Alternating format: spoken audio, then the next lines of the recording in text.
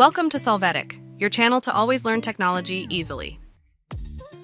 Below in the description, you will find useful links we used in this video.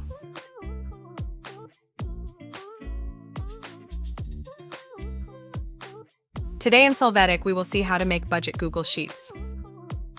Open your Google Sheets. There, click on the template gallery to see all the options.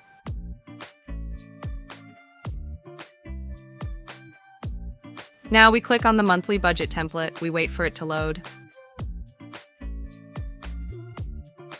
There you can see a model with predefined expense and savings data.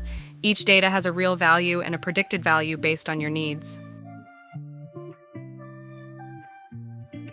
Now you will go to the transactions sheet. There it is possible to enter both savings and expense data.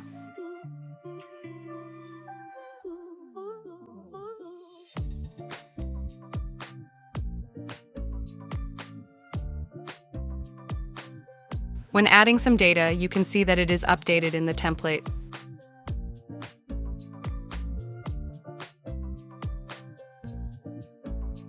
Hey, remember to subscribe Solvetic channel.